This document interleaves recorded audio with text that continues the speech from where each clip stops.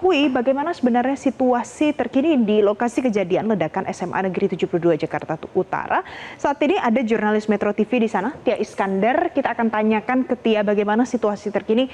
Tia, selamat siang Tia. Tia, bagaimana situasi terkini di sana Tia? Ya, selamat siang Glory dan juga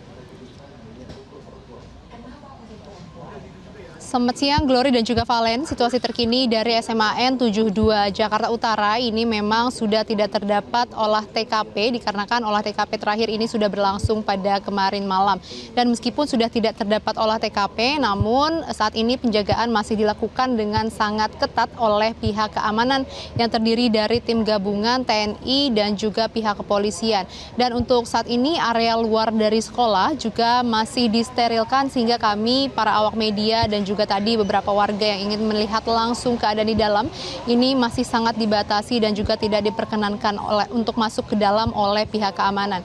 Dan selain itu juga tadi sejak pagi ini kami melihat berbagai pihak silih berganti datang ke TKP. Di antara ini adalah pihak kepolisian, kemudian juga ada dari Kementerian Sosial dan juga dari tim psikologi Biro SDM Polda Metro Jaya. Di mana setelah kami berbincang dengan tim terkait, ini ternyata di dalam SMAN 72 sudah terdapat posko psikologi, Valen, Glory dan juga pemirsa. Nah, posko psikologi ini akan memberikan layanan ataupun dampingan psikologi kepada para pihak yang terdampak dengan pemberian PFA atau Psychological First Aid, yang mana ini adalah pertolongan pertama untuk mengatasi rasa trauma dan juga ketakutan pada pihak yang terdampak dari insiden ledakan yang terjadi pada Jumat siang. Dan selain itu juga tadi kami sempat berbincang dengan penjaga kantin di SMA ini.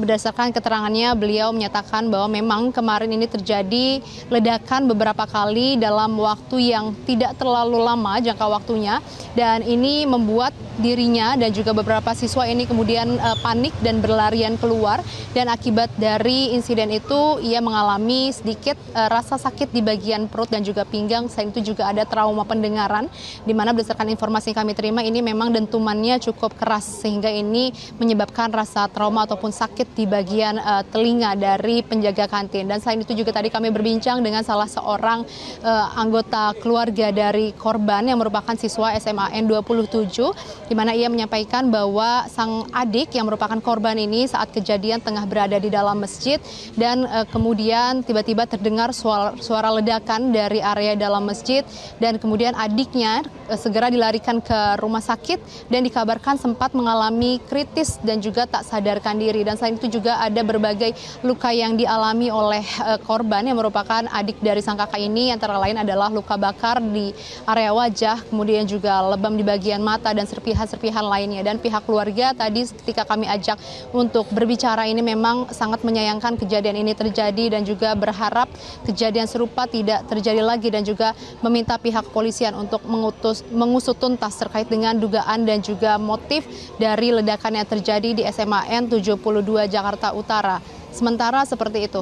Kembali ke studio. Baik, Tia Iskandar, terima kasih untuk informasi terkini dari Anda langsung dari SMA Negeri 72 Jakarta Utara. Jelajahi cara baru mendapatkan informasi. Download Metro TV Extend sekarang.